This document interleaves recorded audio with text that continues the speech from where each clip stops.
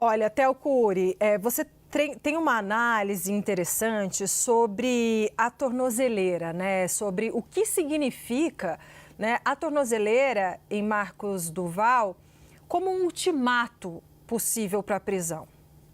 Vamos lá, foi o recado final dado pelo ministro Alexandre de Moraes. O ministro, na decisão dele, considera haver uma série de descumprimentos.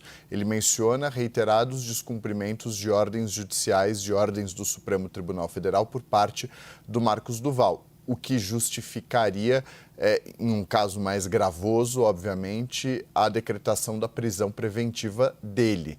Não o fez ainda. Antes disso, estabeleceu a fixação da tornozeleira eletrônica e, obviamente, uma série de outras medidas cautelares restritivas, como, por exemplo, esse recolhimento domiciliar que está atrelado diretamente ao uso da tornozeleira. Então, você tem que ficar das 7 da noite até as 6 da manhã sem sair de casa. Ele abre uma exceção, uma brecha, para sessões do Senado Federal. Às vezes as sessões se estendem para depois de 7, muitas vezes chega até e madrugada adentro.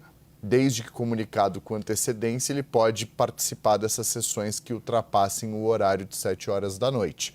Mas bloqueio das contas, bloqueio do Pix, há uma restrição muito grande, uma restrição financeira muito grande do senador Marcos Duval.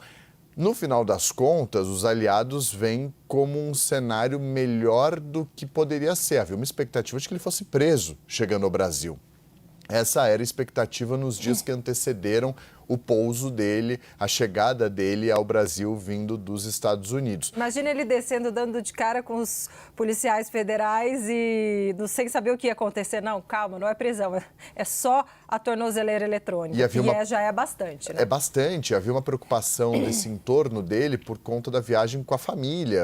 Estava com perto da mulher, dos filhos. Então, havia uma preocupação desse entorno com uma eventual prisão na manhã dessa segunda-feira. A medida mais gravosa não aconteceu, mas veio uma medida muito restritiva, que é a utilização da tornozeleira eletrônica. Isso inviabiliza de maneira muito forte a atuação dele. Ele já tinha sido liberado 30% dos rendimentos dele por uma decisão do ministro Alexandre. Tudo isso volta a ser bloqueado. As verbas de gabinete voltam a ser bloqueadas. Então, mas há uma série de descumprimentos. O Pedro mencionava a viagem dele, ele pede para o ministro, ele não tinha de fato uma proibição de viajar, tinha